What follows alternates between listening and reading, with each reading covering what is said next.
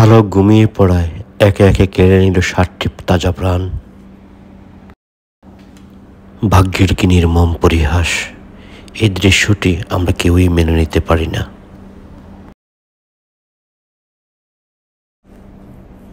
Oman প্রবাসী বাহার ভাই দীর্ঘ বহুদিন পর প্রবাস থেকে বাড়ি যাওয়ার সময় ফেসবুকে স্ট্যাটাস দিয়েছিল,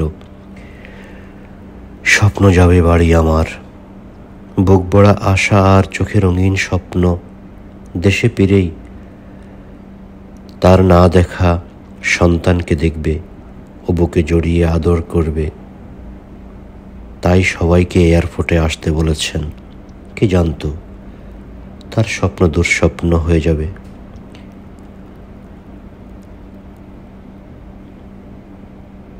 এই সামান্য দেখাই জীবনের শেষ দেখা হবে। আসলে ভাগ্যের উপর কাহারও হাত নেই। ড্রাইভারের একটু ভুলে ভার ভাই হারিয়েছেন তার পুরো পরিবার। এই করুণ দৃশ্য দেখে আমরা লাখো কোটি প্রবাসীরা ডুমরে কেঁদেছি। আজও চোখের সামনে এই মর্মান্তিক দৃশ্য ভেসে ওঠে। তখন আর ভালো লাগে না, অজরে শুধু চোখের পানি ঝরে। আমাদের দেশের সড়ক দুর্ঘটনাটা প্রতিনিয়ত হচ্ছে। এ নিয়ে সরকারকে ভালোভাবে উদ্যোগ নিতে হবে। আর যেন এভাবে কোনো স্বামীর জীবন থেকে স্ত্রীকে না হারাতে হয়, সন্তান না হারাতে হয় মা বাবা ভাই বোন আত্মীয় স্বজন।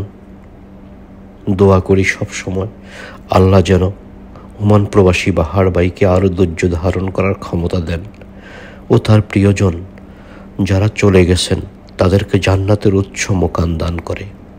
আমিন। আর যারা সড়কে ড্রাইভিং করেন তাদের উদ্দেশ্যে বলতেছি, তারা দয়া করে কোনো প্রকার নেশা পান করে ড্রাইভিং করবেন না ও ধীরে সুস্থে চালাবেন। সবসময় সাবধানতা অবলম্বন করবেন। সময়ের চেয়ে জীবনের মূল্য অনেক বেশি। আপনার ড্রাইভিং করার উপর নির্ভর করে অনেকগুলো প্রাণ, অনেক স্বজনপ্রীতি। আমরা আমাদের সবাইকে একটু সাবধানতা অবলম্বন করে চলতে হবে সড়কে। আমার এই ভিডিও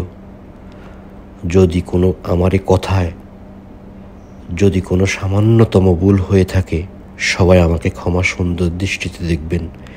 ভিডিওটি ভালো লাগলে একটি শেয়ার করে অন্য ড্রাইভারকে সতর্ক করার সুযোগ করে দিন। বাহার ভাইয়ের পরিবারের জন্য দোয়া।